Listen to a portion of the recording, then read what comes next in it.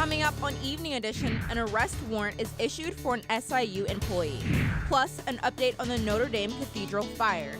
And the measles outbreak continues to spread.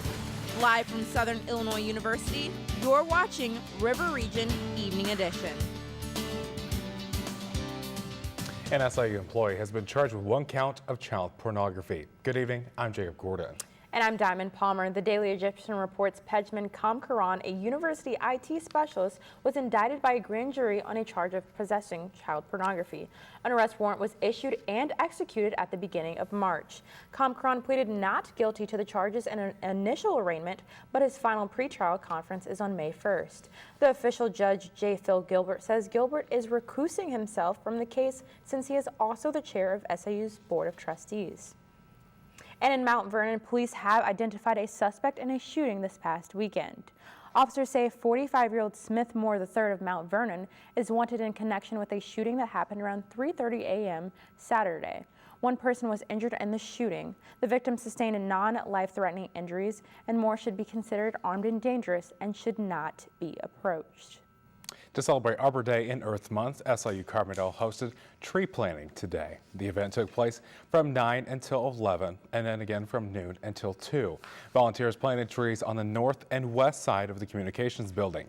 Since beginning the annual spring tree planting, SIU faculty, staff, students, and volunteers have planted over 80 trees.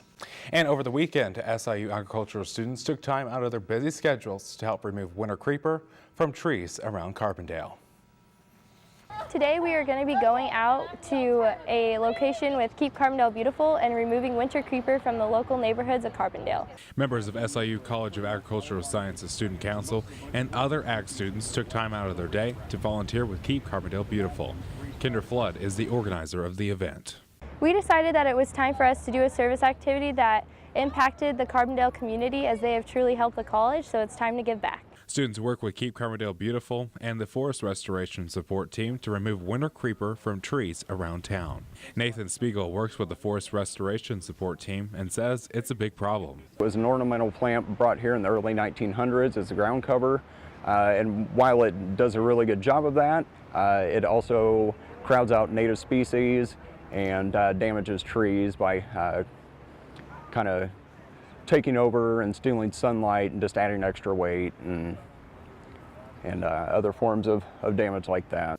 Despite its name, winter creeper isn't something that comes around in the spring. We're doing invasive species year-round. It's a never-ending battle. There's always, something out there that needs treated. Volunteers removed and treated the winter creeper around the trunks of the trees. Gavin Edwards lives in Carbondale and is glad students are volunteering. I just like helping out every once in a while because, I might not have time to volunteer as much as I'd like to, but every once in a while it's still nice. For her part, Flood hopes students can continue this kind of work in the future. This is the first time that we've done this with Keep Carbondale Beautiful, but we hope to do it again next year. Now, if you're interested in learning more about Keep Carbondale Beautiful, you can head to the website at the bottom of your screen, keepcb.org. Well, Jacob, it was an absolute beautiful today to do such a thing like that. I hope these temperatures are going to stick around. Hopefully they do. Hopefully the sunshine does stick around for the next couple of days for sure. Samantha Soto is here now at the first look at weather. Sam, are we going to expect to see the sun to continue? Well, guys, unfortunately, that sun isn't going to be sticking around for too much longer, but I can let you know that tonight it is going to be 63 degrees, dropping down just a little bit. We're going to see some partly clear skies. Tomorrow morning, we're going to be dropping down just a little bit more, 59 degrees with some partly cloudy skies, and by midday, we're going to be warming up again to 70 degrees with partly cloudy skies. As for the rest of my forecast, we do have some severe weather threat on the way starting tomorrow for the area. But with that, we do have some warmer temperatures on the way to look forward to, but I do have all of that coming up next in my full forecast, so stay tuned. All right, Sam, thanks. Southern Illinois faculty members are offering insight into some of their ongoing work during the Flash Talk 3.0. Faculty members will give a 3 to 5 minute talk about their research and why it is important to the community. Presenters will make their discussions understandable to people who are outside the expertise field. Presentations are free and open to the public, and they begin tomorrow night at 6 at the Varsity Center. Southern Illinois University is making yet another move in an effort to reverse declining enrollment by stationing additional recruiters in Chicago and St. Louis. University officials say they will add a recruiter in both cities and will hire another full-time recruiter to be stationed in Chicago. The university will continue to have Carbondale-based staff visiting the area in central Illinois. Enrollment at Carbondale campuses dropped to under 13,000 students this fall semester, which is only about half of its peak enrollment. And a Carbondale Church Choir is receiving honor to perform at Carnegie Hall in New York City next month. Distinguished Concerts International in New York City announced that First United Methodist Church of Carbondale Sanctuary Choir has been invited to participate in the music of Pepper Choplin. The musicians will join other chorists from around the world to form a choir while Pepper Choplin conducts. The performance is planned to take place on May 26th in Isaac Stern Auditorium in Carnegie Hall. 2 teenagers are dead after a weekend crash in Alexander County. According to the Illinois State Police, a 16-year-old from Tams was heading west on Grapevine Trail when she crossed the center line and hit the eastbound driver. Both the driver and the 15-year-old passenger died at the scene. The other driver, 50-year-old Teresa Strong of Metropolis, along with her passenger, went to the hospital for treatment. The crash is still under investigation. 2 juveniles were charged in connection to threats made against a Paducah middle school. The juveniles were charged with second-degree terroristic threatening. According to Paducah Police Department, the juveniles were posting things on social media, but neither student intended to hurt anyone, and no students or teachers were targeted. And ahead on Evening Edition, we have the latest from the Notre Dame fire. Plus, a measles case reaches a new state. You're watching Evening Edition at 5.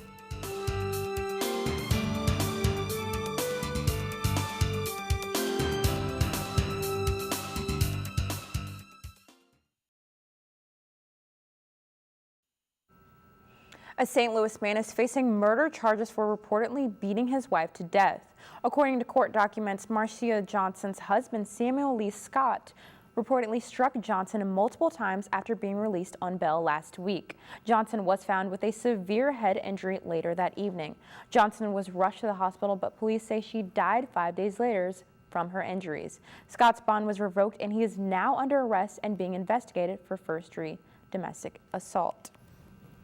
And the focus in Paris and now is turning to the cause of the massive fire that broke out at Notre Dame Cathedral yesterday. The flames are finally extinguished after burning for 9 hours in a building that stood for centuries.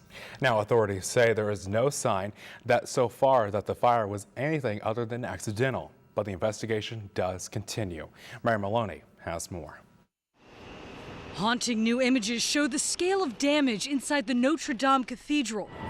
Monday's fire sent shockwaves around Paris and around the world. I went to see it with my own eyes. I just couldn't believe it. The central spire and a majority of the 13th century wooden roof were largely destroyed. There are some reasons to be thankful. Honestly, I must say, it looks better than I thought. The firemen did their work very good. Much of the beloved cathedral's interior is still intact, and its most precious relics saved, including the crown of thorns, which some believe was placed on the head of Jesus during the crucifixion. The focus now turning to the fire's cause. The Paris prosecutor says while an investigation continues, it was likely accidental. French President Emmanuel Macron pledging to rebuild as hundreds of millions of dollars have already been donated. There's a great deal to be rebuilt, and we will make the Cathedral of Notre Dame even more beautiful. We can do this.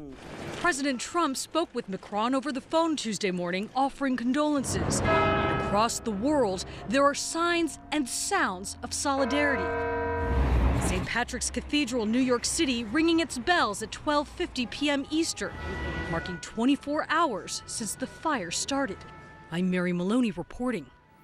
French billionaire Francois-Henri Pinault announced today that he and his father will donate over $100 million to repair the cathedral. Experts say killer whales are dying out from a lack of food. The once abundant population has dropped to 75%, the lowest number in more than 30 years. The main reason is lack of Chinook salmon, which is the orca's main source of food. The Center for Biological Diversity has taken action by pushing the federal government to help create and expand safe habitats for the orcas to breed along the coast. But marine life experts say even with these expansions, it won't be an easy fix. I would say there is hope, but it's a matter of time. A population that declines to this extent means that there's going to be issues with the gene pool, especially because they don't interbreed with the northern resident community or with the transient communities. The federal government says it will propose expanded habitat protections along the West Coast by October. United Airlines extended its canceling of all 737 MAX flights through early July. It follows similar moves by American and Southwest Airlines. The Federal Aviation Administration ordered all 737 MAX planes grounded last month after 2 fatal crashes overseas killed 346 people. United says it used spare aircraft and other creative solutions since March to help minimize the impact on customers. Boeing CEO did not say when the planes may start flying again. The maker of Chips Ahoy has issued a voluntary nationwide recall of one of its most popular cookies. Mondelez International announced Saturday the recall for certain 13-ounce packages of Chips Ahoy cookies. The company cited a possible, quote, unexpected solidified ingredient that has led to reports of potential adverse health effects. Customers who have the product should not eat it. You can also go to mondelezinternational.com for ways to identify if you have the recalled cookies. Health officials in Michigan say they have traced an outbreak of the measles there to a continuing measles outbreak in New York. Meanwhile, New York officials are continuing to try to stop the spread of the disease. Evening Edition Maggie Latham has more. The measles outbreak in New York spreading across the country. Michigan health officials linking an outbreak there back to the Empire State, where officials continue to try and stem the ongoing public health emergency. I have the authority from the State Commissioner of Health to exclude those children who are not up to date on their immunizations. The New York outbreak started in October, and while the measles was considered eliminated in the U.S. in 2000, the number of cases has risen in recent years, jumping this year to the second highest level in 25 years. Worldwide, cases are up nearly 300%, some experts blaming the anti-vaccination movement. It's completely avoidable.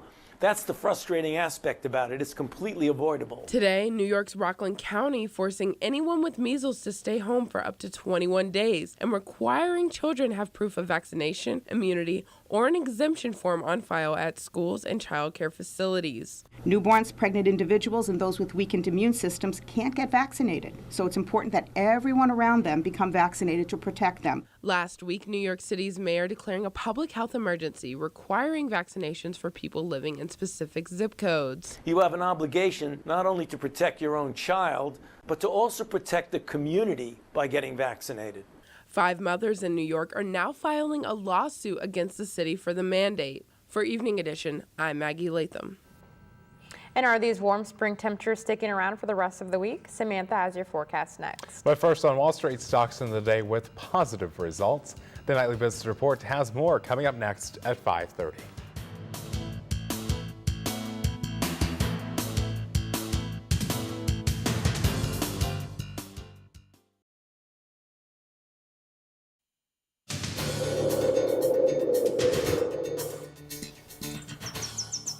And welcome back to River Region Evening Edition. I'm Samantha Soto. As you can see right now outside, it is pretty sunny and clear out there, 74 degrees. Dew point is at 53 degrees. Humidity is at 47%. We do have those pretty strong winds out there right now, coming in from the south at 21 miles per hour, and our barometer is at 29.95. Now, as for our almanac today, as you can see, we were well above our average, both high and lows for today. We saw 75 for our high and 58 for our low. Both of our record temperatures were set in the 1920s. As you can see today, we saw 87 in 1924 and 25 in 1928. Now, taking a look at our temperatures all around the region, you can see we did see a pretty sunny day all around. We did not see any clouds in the area. Waterloo was being our warmest, up at 80 degrees. Carbondale and Marion both sat at 74 degrees. Evansville was up at 78. Cape Girardeau was down at 75, and Paducah sat at 77 degrees. Now, taking a look at our national temperatures right now, you can see that most of Illinois saw those temperatures in the 70 to almost even 80 degree range. But if you go any further north, you're going to be experiencing those cooler like temperatures. And if you look at my surface map, I will show you why. So you can see that there's not too much going on in that southern Illinois area right now. But if you go any further north, you're going to be experiencing that rain and thunderstorm mix. We do have a low pressure system heading in towards Chicago that will be seeing the effects of within the next coming days, bringing us those cooler temperatures and those overcast conditions.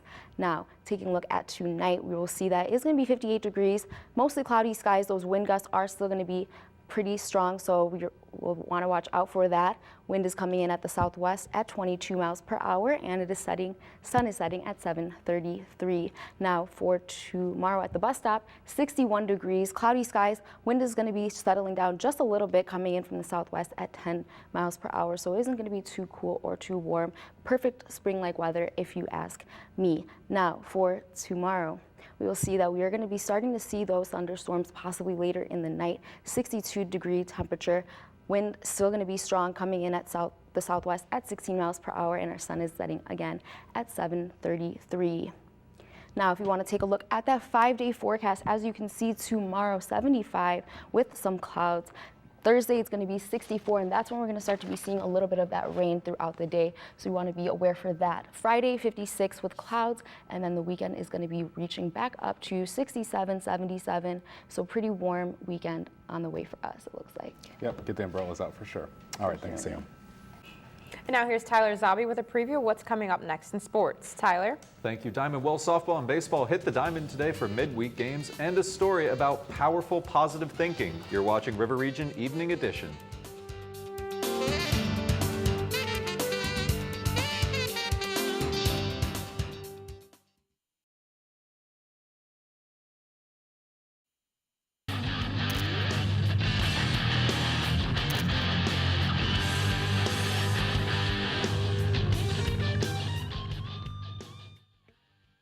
Championship. Entering the final day, they trailed Drake by 1 stroke, but big-time performances by Lillian Kleckner-Alt, Emily McGiles, and Moe Russell catapulted them into the top 10 individually and gave SIU a substantial 7-shot lead over Northern Iowa.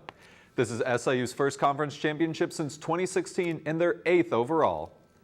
And SIU softball hit the road, going down the road to face SEMO. Under Coach Carrie Blaylock, SIU is 23-3 all-time against SEMO and won the past 3 meetings. But SEMO is 31-10 this season, ranking top 25 nationally in runs scored, triples per game, and slugging percentage. Right now, the game is 4-1 SIU in the top of the 2nd inning. Meanwhile, baseball's also in action today, facing Austin Peay. When the Salukis and Governors last met up earlier this season, the Dogs escaped with a 3-2 win after scoring 2 runs in the 8th, and SIU only lost once this season in midweek games, going 7-1 so far. Matthew Steidel got the start for SIU, and the score is 4-4 in the 5th inning. And men's swimming and diving paced the conference yesterday, but not in the pool.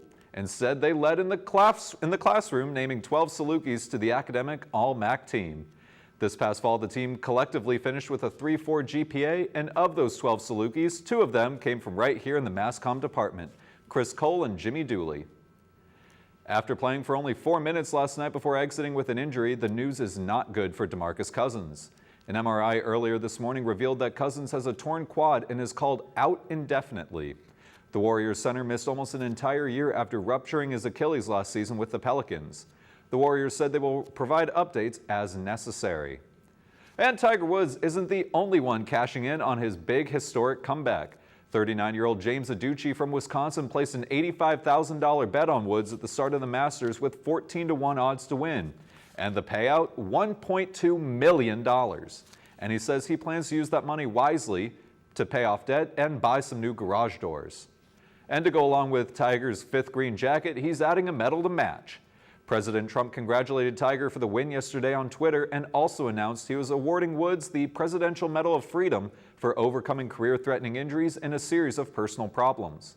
The win for Tiger broke a 14-year dry spell at Augusta National. A U.S. soldier rose to the call of duty while deployed. Joseph Frazier won the 26.2-mile course from Afghanistan and did so without training once. Frazier wasn't able to shadow the actual course due to timing and operational reasons, but he said he took up the challenge to prove how powerful positive thinking can overcome any tough obstacle. He boarded a plane shortly after the run and is recovering by flying home from deployment. Wow. That is so cool. really sweet. But Wow, I would have to train before doing, what, 26.2 miles? 26.2. Right now, I don't think I could do the mile. I'd be gasping for breath. I could barely do like the 50 foot. All right, thanks, Tyler. Are the sunny skies sticking around the rest of the week? Sam has a final check of the forecast next. But first, as we head to break, be sure to follow us on social media at River Region News. Check out our website for more local content. We'll be right back.